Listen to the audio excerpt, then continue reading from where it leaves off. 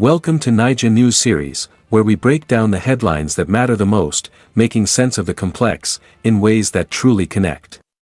Today, we take a hard look at the recent gathering of Nigeria's top political figures, Atiku Abubakar, Nasir El-Rufai, Peter Obi, Rotimi Amaechi, and others, who convened in a public parley to discuss the state of our democracy and the role of the opposition. But what should have been a normal political discourse in any thriving democracy has instead sparked allegations of a plot to destabilize the government. In a nation that claims to uphold democratic values, why is a public discussion by opposition leaders seen as a threat? Is Nigeria at risk of losing its democratic essence? Or is this a calculated effort to silence dissent? Today, we analyze the facts, the fears, and the future of our democracy.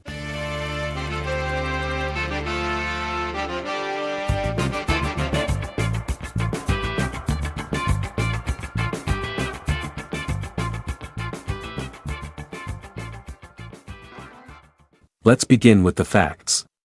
Just days ago, some of Nigeria's most influential political leaders with decades of experience in governance gathered for an open discussion on the current state of our democracy.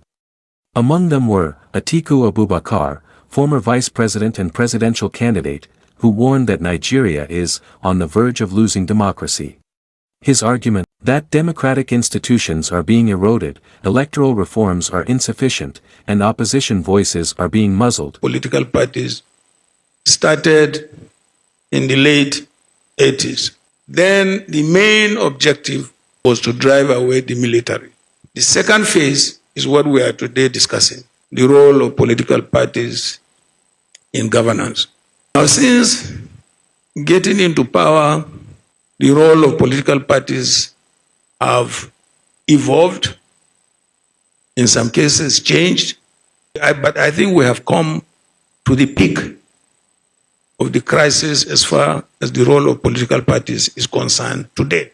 I think our main challenge in this conference or seminar is to see how the National Assembly, through various laws and legislation, can play a role in making sure this objective is achieved.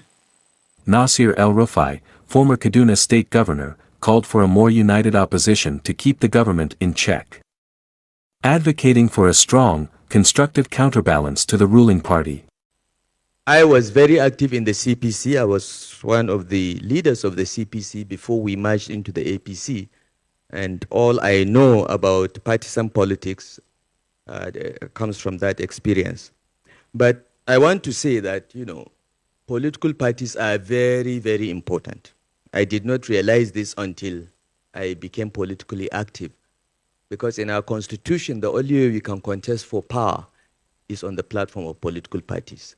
Our constitution does not recognize independent candidates, even though we tried in our APC Committee on True Federalism to recommend that the constitution be amended to allow independent candidates. That has not happened yet, and I don't even know if it will ever happen. So political parties remain important.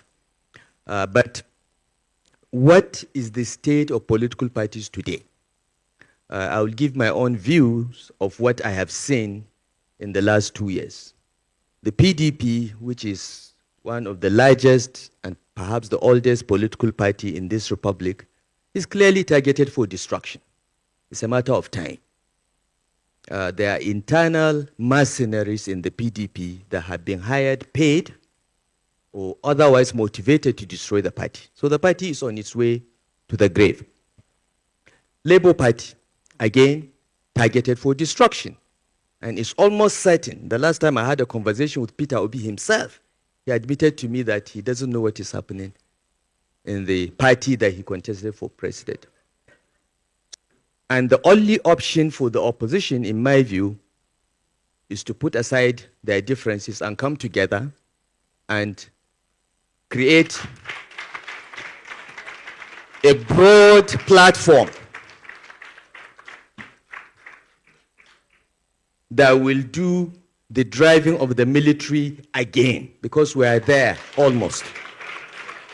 Peter Obi, former Anambra state governor and a strong contender in the last election, called for more transparency, civic engagement, and a government that listens to its people. Rotimi Amaechi, ex-Rivers State Governor and former Minister of Transportation, pointed to the growing difficulties opposition parties face in a political system that seems increasingly hostile to dissent. Typical Nigeria, and you are clapping. That's why politicians get away with anything. They get away with murder because you have short memory. Short memory. None of you here seated can defend the votes. Nobody has power and will give it to you. Nobody, not even me. If you want a pastor as president, can get one. The politician is there in Nigeria to steal, to maim, to kill, to remain in power. If you think Tinubu will give it to you, you are wasting your time. Their message was clear: Nigeria's democracy is fragile, and the opposition must play its constitutional role in safeguarding it. But then, a twist. Shortly after this meeting, the Joint Action on Democracy, JAD, a civil society group, released a statement alleging that the opposition leaders were plotting to destabilize the current administration of President Bola Tinubu. According to JAD, this parley wasn't about democracy but about disrupting governance and creating instability. And yet, this accusation raises an important question. When Bola Tinubu was in the opposition, he too held public meetings, challenged government policies, and mobilized against perceived injustices. Why, then, is similar action by today's opposition seen as a threat? If open dialogue by opposition leaders is considered destabilization, then what remains of Nigeria's democracy? Historical context. Nigeria's political history has been a constant battle between those in power and those who dare to challenge authority. From the early days of independence to the present, the balance between governance and opposition has remained delicate, often tilting in favor of those in power. The fundamental role of an opposition in any democracy is to provide checks and balances, hold the government accountable, and present alternative policies. However, in Nigeria, this role has frequently been met with resistance. Governments, whether military or civilian, have often viewed opposition as a direct threat rather than a necessary element of a healthy democracy. Throughout different administrations, political opposition has been met with suppression, intimidation, and systemic barriers designed to limit its influence. Elections, which should serve as a democratic means of transitioning power, have often been marred by allegations of fraud, violence, and political interference. Opposition leaders have had to navigate a system where the playing field is rarely level, where access to media, security, and even legal protections are often skewed in favor of the ruling party. Throughout Nigeria's history, the tension between those in power and opposition groups has been a recurring theme. While strides have been made toward democratic consolidation, the suppression of opposition voices remains a critical issue that continues to shape the nation's political dynamics. Today, as concerns grow over the ability of opposition leaders to speak freely without being labeled as threats, it is crucial to reflect on this historical pattern.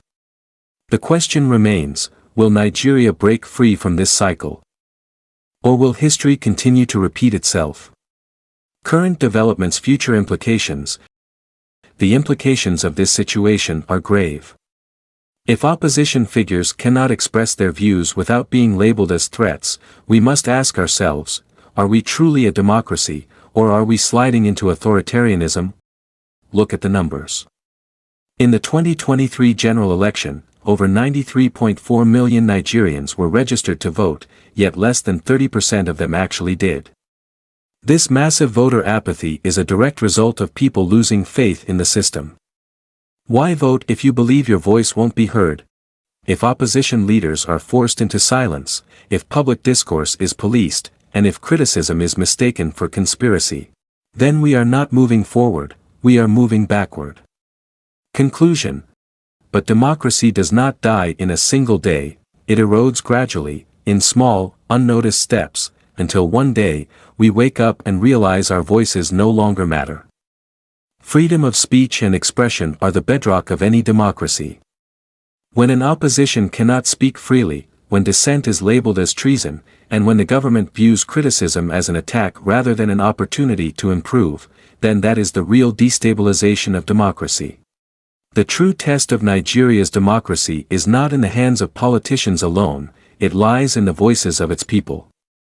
Until the ordinary Nigerian can express their thoughts without fear, until political leaders can speak without accusations of treason, until true accountability exists, only then can we say we have a real democracy.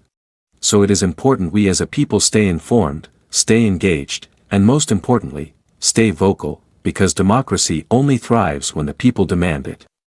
Thanks for watching Naija News Series. Share your thoughts in the comments, like this video, and don't forget to subscribe for more breaking news and in-depth analysis.